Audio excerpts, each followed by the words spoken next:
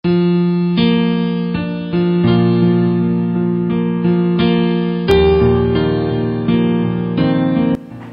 saudaraku, selamat pagi. Jumpa lagi dengan saya, Pendeta Deborah Dumasisyani Partambunan dari CBM 7 TV. Saudaraku, acara kita selalu membahas Amsal sampai kita selesai nanti membaca keseluruhan kitab Amsal ini. Baru kita beralih ke Kejadian. Kitab Amsal berbicara tentang pelajaran karakter atau moral. Moral yang Tuhan inginkan seperti apa, moral yang fasik seperti apa. Oleh karena itu, saudaraku, moral yang baik selalu disukai orang dan disukai Tuhan. Nah, supaya kita memiliki moral yang baik dan benar, kudus dan suci, teruslah saudara menonton video ini. Hari ini kita akan masuk ke Amsal pasal 13 ayat 5 dan 6. Saya bacakan buat saudara. Amsal 13 ayat 5 dan 6. Orang benar benci kepada dusta, tetapi orang fasik memalukan dan memburukkan diri. Kebenaran menjaga orang yang saleh jalannya, tetapi kefasikan mencelakakan orang berdosa. Orang yang percaya, orang benar, orang percaya benci kepada dusta. Karena apa? Tuhan kita adalah Tuhan kebenaran. Kalau Tuhan kebenaran, tidak bersekutu dengan dusta, karena bapa pendusta adalah iblis. Tetapi orang fasik memalukan dan memburukkan diri. Nah, ini berbicara tentang suatu keteladanan, kualitas hidup, kualitas hidup orang benar atau orang saleh seperti Abraham dan Ayub berbeda dengan kualitas hidup orang fasik. Kita lihat itu perlu ditiru kalau orang saleh kebenaran. Tetapi kalau kehidupan orang fasik dikatakan memalukan diri dan memburukkan diri. Kebenaran menjaga orang yang saleh jalannya, tetapi kefasikan mencelakakan orang berdosa. Kesalehan dapat dibentuk sejak dini dan terus dipelihara, dipertahankan sampai akhir hidup kita, saudaraku. Nah, kebenaran menjaga orang yang saleh jalannya, tetapi kefasikan mencelakakan orang berdosa. Anak-anak dari kecil sudah harus diajarin karakter yang baik, moral yang baik, etika, Walaupun satu ayah satu ibu, bila ada 2 anak atau 3 lebih, karakternya seringkali berbeda, saudaraku.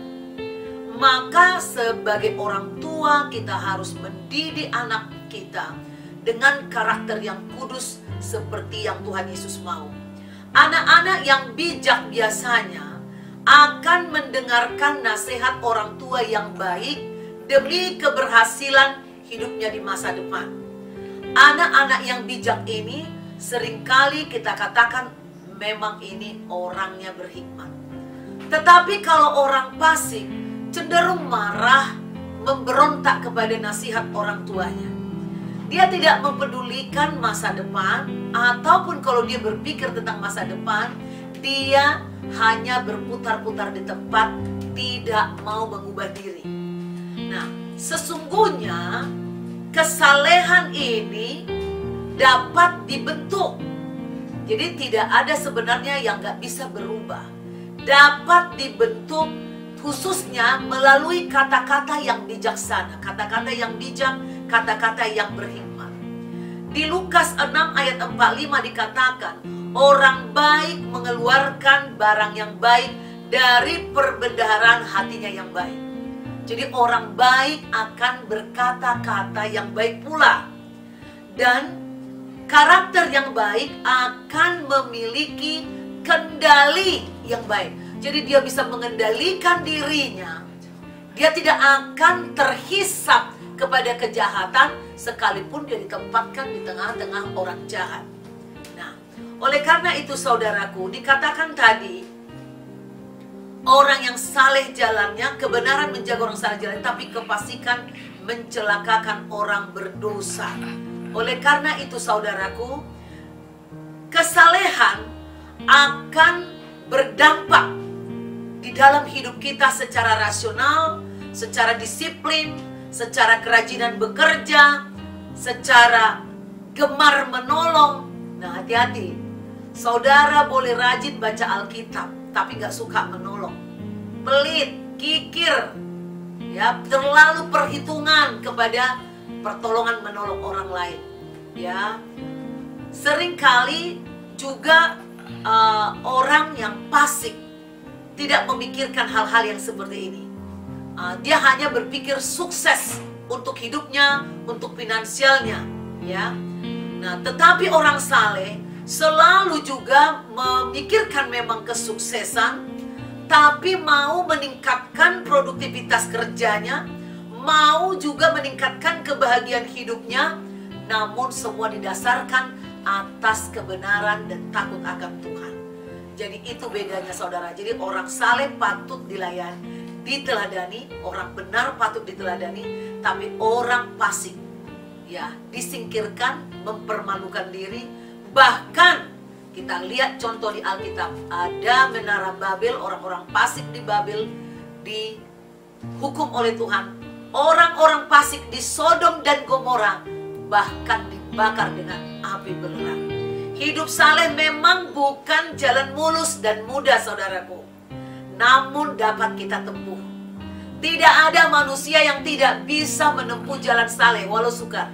Semua bisa dengan pertolongan Roh Kudus. Marilah kita dengan pertolongan Roh Kudus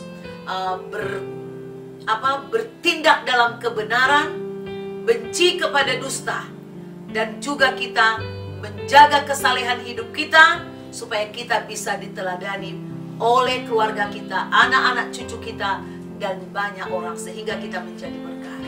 Demikian saudaraku firman Tuhan yang saya mendapatkan rema hari ini dari Amsal 13 ayat 5 dan 6. Sampai jumpa kita besok. Jangan lupa, jangan melakukan aktivitas apapun sebelum saudara membaca Alkitab. Ingat moto kita, no Bible, no breakfast.